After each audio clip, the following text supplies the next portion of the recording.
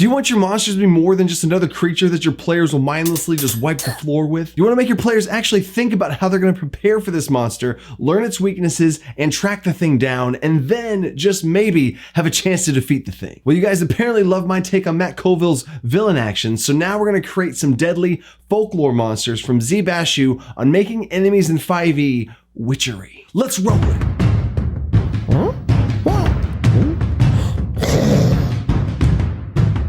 Welcome to the Dungeon Coach. I'm the Dungeon Coach. If you want to lower that DC in your game with some creative homebrews and outside the box ideas, then start right now and hit that subscribe button. Witchery is a phrase coined by the D&D YouTuber Z Bashew that was absolutely mind-blowing to me, and he really does have an extremely entertaining channel that he fully animates everything he does that you go check out for yourself. I've played the Witcher game series, and this method of creating monsters really does make them feel more monstrous and deadly, like a puzzle that you have to figure out. In this video, I'm going to show you what this system is if you don't already know, then take each part of what makes a Witchery monster and run with it. I tried doing this myself, but Z just did way too good of a job at explaining this thing, and his animations are just next level. So here's a little clip of this idea that we're then going to take and run with. Every fight should feel like a puzzle, like a deadly puzzle on time pressure that you've got to nerve-wrackingly figure out or die. In games like The Witcher or Dark Souls, if you show up unprepped, you will get the absolute beat out of you, right? The monsters should be creepy and dangerous, but also should feel like a part of an ecosystem or a story, and there should be some kind of knack to defeating them easily. Let's start with making them deadly. Average the level of the group, add 3, that is the CR of the encounters that you should be building for your party. Take every monster that you're going to be using, that you just chose, and half their HP. Then give them extra resistances. In addition to their listed resistances, 1 specific damage resistance per CR and 1 damage immunity per 3 CR. So a CR4 creature should have 1 immunity and 4 resistances, in addition to whatever they already have listed in the monster manual. Step 2, the Knacks. The Knack is all about offense and defense against the monster. Give them at least 1 damage vulnerability, something somewhat specific like piercing or fire damage. Then give them a lure, something to coax them out as bait into the trap that you have set with the other Knacks. Something like Umbra Hulks are attracted to the scent of flump meat. Then, once you've lured them somewhere, you probably want to defeat them. Create specific measures players can take advantage of to make the fight easier. Something like damaging an Umbra Hulk's antenna disorients it, giving all incoming attacks advantage. Or Umbra Hulks can't move directly towards light. Or chewing on valerian root gives you immunity to the Umbra Hulk's confusing gaze. There you go. Now you have a monster that you can build an entire adventure around, and if the players engage with the story, all of the Knacks should be discoverable. My favorite thing about these monsters is that these are literal, living, breathing puzzles that are so dynamic, you have to actually research how to fight them in the first place, then hunt them down to actually find them to even have a chance at killing them. Here are the steps to making enemies in 5e Witchery. First, let's buff this thing up to truly be deadly monsters so that the PCs would have no chance to take it on unless they second figure out their vulnerabilities or weaknesses, or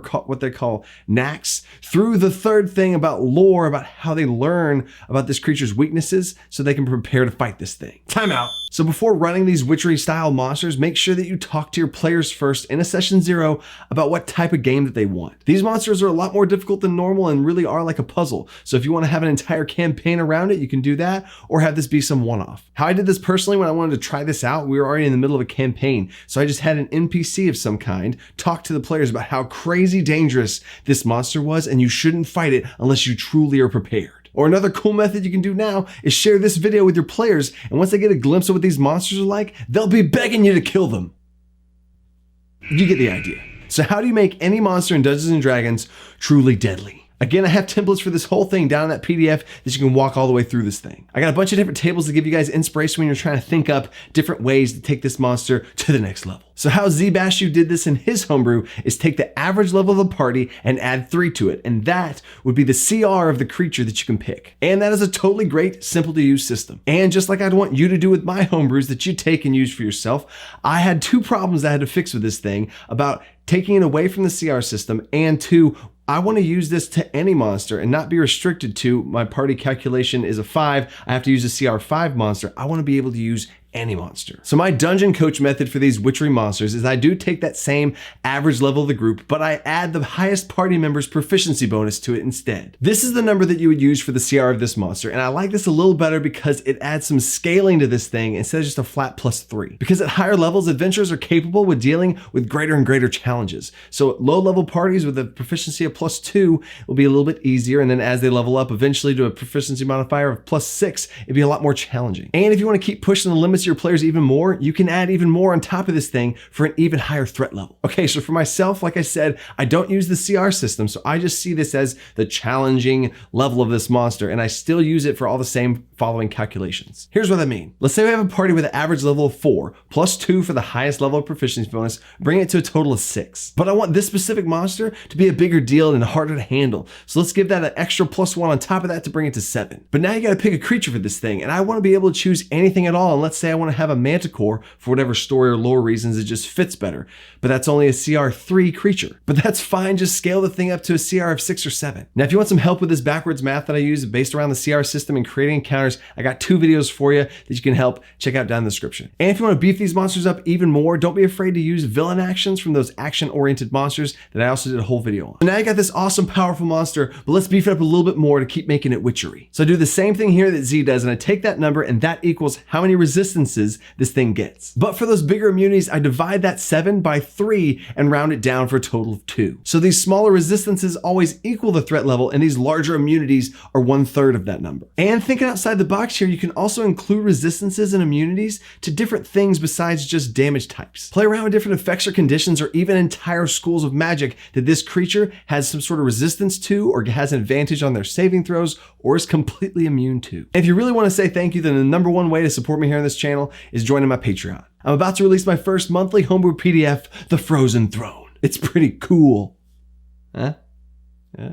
Okay, back to it. Now that these monsters are super strong, we gotta bring them down a notch. So what Z does here is takes their monster's health and cuts it in half. But for me, I do something a little different here, and I personally do not cut their health in half. What, coach? You're crazy. You're gonna kill your entire party with this thing. I know, but that exact feeling that you feel right now, the thinking that that's crazy, is what I want my players to feel at the table. They know I don't mess around. This thing should be truly terrifying, and if it's not approached with preparation and caution, it should kill them. But here's the thing, I would much rather overshoot the health of this type of monster. Okay, so worst case scenario, let's say this thing actually does take out a party member, and that's a whole nother video about resurrection and how to handle that. But the death of a player character to an epic monster is a pretty badass part of a story. I'm not saying you want to try and kill your players with this thing, but just don't be afraid of that. But my main 2 points here is if your players see this thing going south and they choose to run, that's also a win for you. They respect and fear this monster that you've put into the world, and they have to retreat and learn more to be able to come back and beat it. And another win here is if you do overtune this monster and it's considered overpowered or whatever, you'll be surprised how many players will still be able to defeat this thing. And when they pull off something like that that's truly epic, that's another victory, this time for you and the players. So no, I don't have to HP these things, but I do address these high health concerns in a different way called Knacks. Now I will say that Z did reference this in at least a little bit in that video about quadruple damage and stuff, but I would much rather up the damage of the players that are thinking critically to find out these weakening mechanics to do more damage to cut the HP in half, instead of it already being halved. So these Knacks are weaknesses or vulnerabilities or straight up mechanics that can be used and taken advantage of to get the upper hand on this creature. Again, you can reference that PDF to give yourself some sparks of inspiration to see what things these players will have to figure out to defeat this thing. So when I was homebrewing around with this thing, I thought about giving it a certain number of Knacks based on the challenge rating, but I don't think you should do that. So I just give these monsters as many Knacks as you can think of that would make sense for that creature. And a sneaky DM tip is listen to your players, and if they're brainstorming away and they think of something really crazy awesome that would be a great Knack, now that's a Knack. But do make sure there's at least one vulnerability or some other way to deal a lot more damage to this thing, because keep in mind, this is a very scaled up monster, especially if you're like me and you're not having the health of these monsters, because in general, I don't feel like regular monsters in 5e have enough health, but that's not the point. So the idea of adding these weaknesses and vulnerabilities to combat the monster's resistances and immunities are pretty straightforward. But let's think outside the box. Right now, I'm gonna rattle off a bunch of different options here for what these Knacks could be. Time out. This thought just came to me now while I'm filming this video. You want to look at your players and backwards design these monsters from them. Look at what their strengths and weaknesses are and create monsters that challenge them and have immunities to their strongest thing, or maybe they have a vulnerability to this player's strongest thing to really make them shine. And make sure you balance things out for those martial classes and spellcasters so that they both have ways to be able to address these vulnerabilities. That I'm going to get into right now. So what if you play around with consumables? Let's say that they find out that this creature is vulnerable to poison damage. Z also mentions this in his video for a second, but potions and weapon oils are a great solution for fighters and people without magic to be able to deal poison damage. Magic consumables that players can use on their gear in some way to temporarily grant them a buff of some kind to be able to go toe to toe. And these also don't just have to be physical, literal items. They can be temporary enchants or boons that they get from some NPC quest reward of some kind. At what cost? And while we're on the topic of items, what if they need specific items or weapons to deal damage to this thing that they have to go find, create, or buy? What if this thing's vulnerability is psychic damage? Maybe there's a sword out there somewhere that the party has to go find so that fighter in the group can be able to fight and help. Or maybe there's a mysterious gem that allows spellcasters to use their mind to change the element of their spells to psychic damage. It'd be a one-time use, 1-minute buff that they could use to cast a psychic fireball. Boom!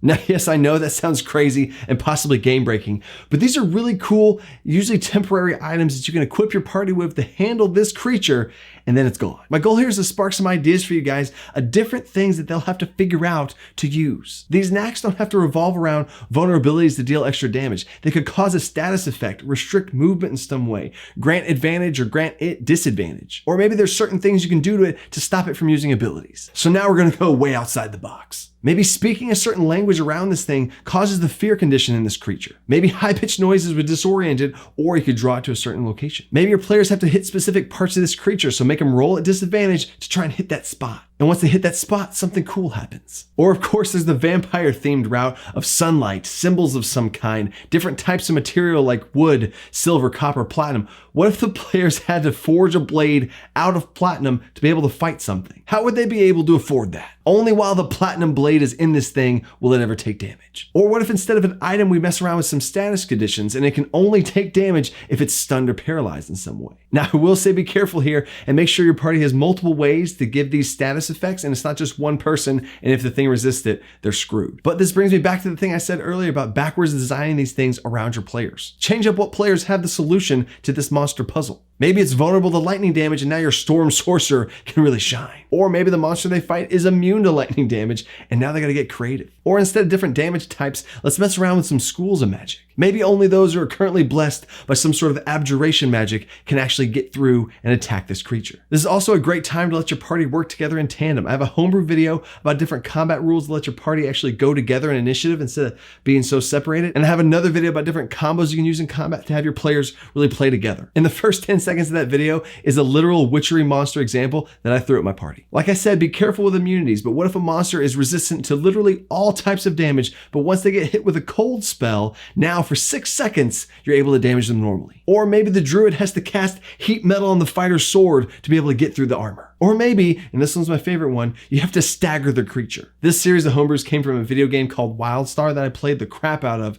but it's really cool. What if you have to deal X amount of damage to this creature within one round to be able to have it become staggered? All the damage you dealt to it while not staggered doesn't do anything to its actual health bar, and while staggered, that's the only time you can actually truly damage it. Or maybe this creature is able to cast spells of some kind and counterspelling it leaves it vulnerable for one round. Come up with different cool things for your players to have to work together on to make it have this staggered condition so you can actually damage it while it's staggered. We're staying outside the box here for these last few ideas, but I'm going to take this in a different direction. What if this monster could only be damaged by those who have experienced a great loss? You have an opportunity here to be a next level DM, and when you're creating these knacks, look at your players' backstories and insert things that they were meant for. They will literally feel like the chosen one because they have specifically been meant for this moment. Something that happened to their character within their backstory could give them that key, or maybe it's something that happened earlier in the campaign. Tie it all together.